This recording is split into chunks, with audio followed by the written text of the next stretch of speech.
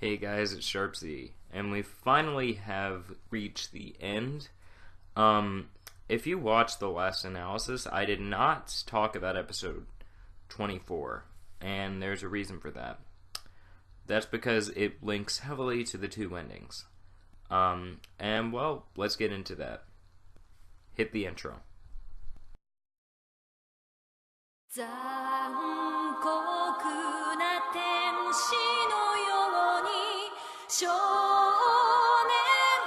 よ神話になる Okay. Now, to make this a little easier, when I'm talking about the movie ending, I will say end of Evangelion. When I'm talking about the TV ending, I will say TV ending. Or the Neon Genesis ending. Okay, with that out of the way, let's get right into it. Let me just summarize episode 24 since both endings stem from here.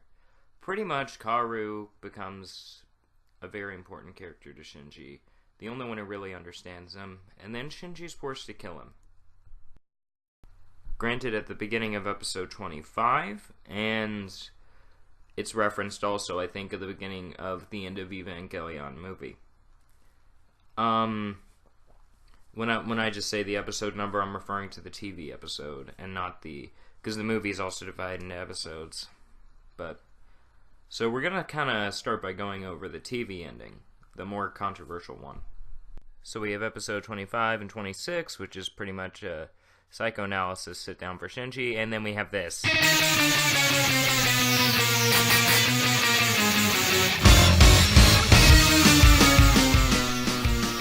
Congratulations.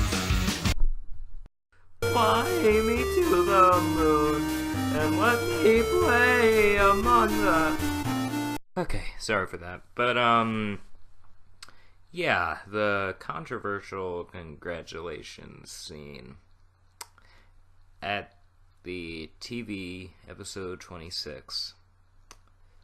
Well, let's go ahead and talk about what actually has been happening. Shinji is finally beginning to realize who he is, apart from other people. And, realizing what he is, he's able to kind of be at peace with everyone being their own person. As part of the Human Instrumentality Project was everyone becoming one consciousness. But what happened beforehand? This is where the movie comes in. And granted, this is where the canon gets a little bit... I mean, let's get into the movie, I guess. Granted, the second half of the movie, I really don't know what's going on for some of that. And I'm assuming this all takes place before Human Instrumentality. Because, I mean, first off, everyone dissolves into LCL and all that, but that's not what we're focusing on here. What we are focusing on is the first half. And pretty much everything from the first half is shown in images of the episodes. We're skipping Death and Rebirth too, if anyone's asking about that, just because it's not necessary for the series, really. But the major things that we're going to focus on is the fact that, first off, the death of Ritsuko and Masato are the exact same. But, more importantly, let's focus on the other characters and what happens to them. The character who's most improved by this movie is Gendo. Like, hands down. Gendo is still a jerk. I mean, there's no getting around that. However, we finally find out why he was pushing Shinji away. And, he almost apologizes for it at his death. One thing I do want to point out, though, if you look at the scene where he dies, does it look familiar? Yeah, that's the exact same position that Kaoru was in when he died, looking into Unit 1's eyes, about to be crushed. So, there's a parallelism there. Because Kaoru was someone who was actually outside of humanity. Kaoru was an angel. Well, I mean, not the biblical angel, but the Eva angel. You get what I'm saying. And Gendo doesn't act human throughout the series. This is his one glimpse of humanity we get. And, I mean, Rey has a very important role in this as well, as we finally find out she's part Lilith. I mean, granted, we found that out earlier in the series, but it's finally elaborated on. And, we also see for Gendo that Adam is kind of fused to his hand. Yeah, this show is really weird. Okay, that's enough about Gendo. Let's get into Asuka. I mean, we only have a few more deaths to go through. Might as well go to the one who have talked about the second most. Granted, Asuka's death is very dramatic. And we finally do get a revelation on who the soul in her Eva is. It's her mother, surprise, surprise. And Asuka's death spurs Shinji to make the final move. And, I mean, it's kind of interesting in a way because we see a dichotomy here with both Evangelion units kind of going back on the mother's instincts. First off, Eva Unit 1 reaches out of, I don't know what that red stuff is. I think it's some kind of, I want to say some kind of like preservation, like fire extinguisher type stuff. I don't know. But, so Unit 1 is, pretty much acting of its own will to protect Shinji, which we saw earlier in the series as well. There's a whole lot of parallels in End of Eva, and stuff I won't even get into, because it's weird. But, yeah, so Asuka dies. Masato just gets shot. I mean, granted, we do get a little bit of a hint about, her relationship with Shinji. Ritsuko just kind of dies like her mother did. And we do get a little bit more information about, I don't know how to put it. We get some information on what the relationship between NERV and the Japanese government and Stele and politics and Eva. I don't want to talk about it, but yeah, pretty much all the characters die. So let's talk about how the movie and the TV ending kind of play with each other. While the endings seem incompatible with the one where Shinji is crying over Asuka and the one where Shinji stands on the blue ocean and everyone's like, congratulations, in my opinion, here's how the order goes, and I'll explain it in just a second. Okay, here we go.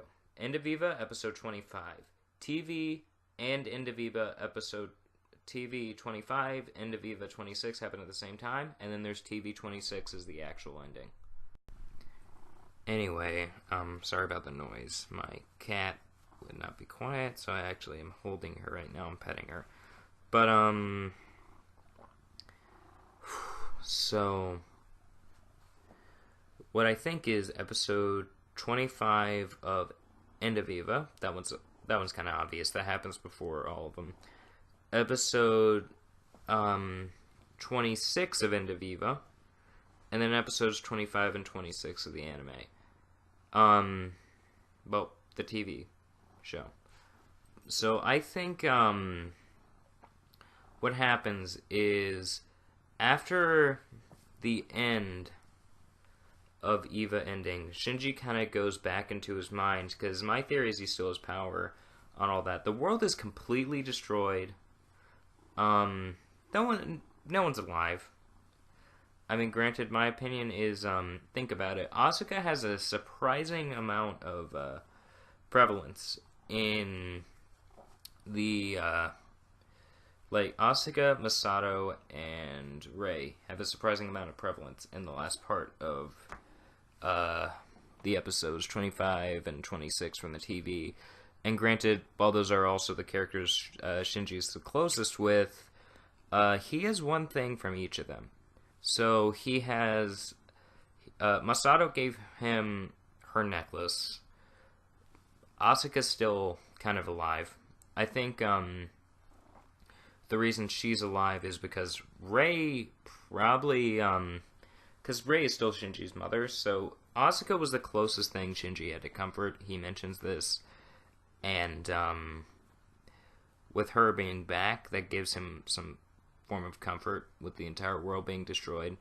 So, Rei, Asuka, Rei's floating above the water. Rei's face is literally on the cover in the middle of the flood of LCL fluid. And, I think what happens is Shinji kind of starts thinking again, and episodes 25 and 26 happen.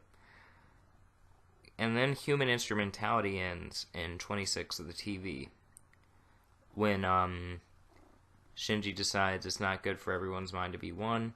Because my theory is that everyone's mind is pretty much being put into Shinji, and he has the power of being the next creator of the world, pretty much. And, because Rei gives that power to Shinji instead of Gendo. And what happens is Shinji ultimately decides to deny that power and let the world recreate itself. The LCL fluid changes back to water, and there's the little island in the middle, and the world kind of begins to rebuild. That's just my theory, though. And, I'm just going to kind of gloss over some other ones. Some people think that episode 26 of End of Eva goes directly into the rebuilds, which I believe that too. I believe the rebuilds are completely separate canon. Some people believe that the world just kind of rebuilds after 26 of the